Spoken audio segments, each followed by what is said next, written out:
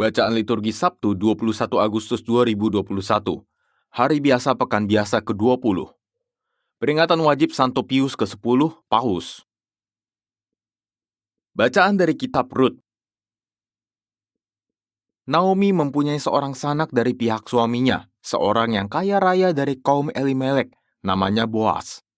Pada suatu hari, Rut, wanita Moab itu berkata kepada Naomi, "Izinkanlah aku pergi ke ladang memungut bulir-bulir jelai di belakang orang yang murah hati kepadaku." Sahut Naomi, "Pergilah anakku." Maka pergilah Rut ke ladang dan memungut jelai di belakang para penyabit. Kebetulan ia berada di tanah milik Boas yang berasal dari kaum Elimelek.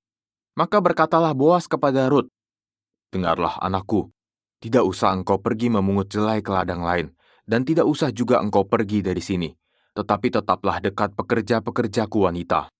Lihatlah ladang yang sedang disabit ini. Ikutilah wanita-wanita itu dari belakang. Sebab aku telah berpesan kepada para pekerja laki-laki, supaya mereka jangan mengganggu engkau. Jika engkau haus, pergilah ke tempayan-tempayan itu dan minumlah air yang dicedok oleh para pekerja itu." Lalu sujudlah Rut menyembah dengan mukanya sampai ke tanah dan berkata, "Bagaimana mungkin aku mendapat belas kasih Tuan, sehingga Tuan memperhatikan daku, padahal aku ini seorang asing?" Boas menjawab, "Aku telah mendengar kabar tentang segala sesuatu yang kau lakukan kepada mertuamu sesudah suamimu meninggal dunia, dan bagaimana engkau meninggalkan ibu bapamu dan tanah kelahiranmu, serta pergi kepada suatu bangsa yang belum kau kenal." Beberapa waktu berselang, Boas memperistri Rut dan menghampirinya.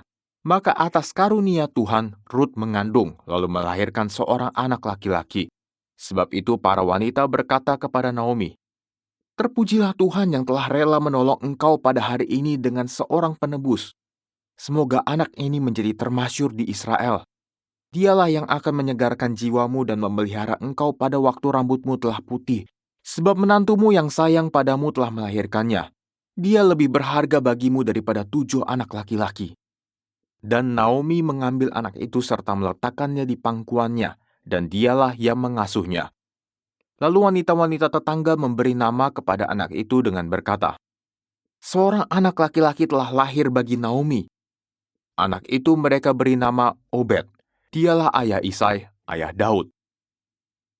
Demikianlah sabda Tuhan, syukur kepada Allah.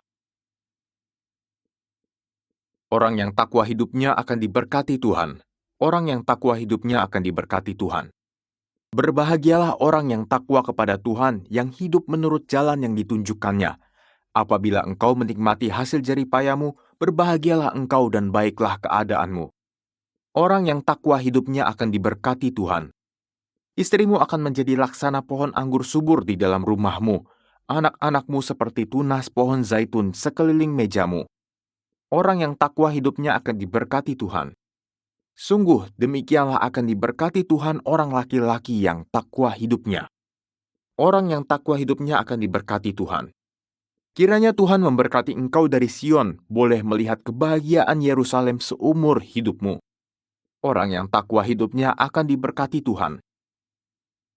Aleluya, aleluya. Bapamu hanya satu, ialah yang ada di surga. Pemimpinmu hanya satu, yaitu Kristus.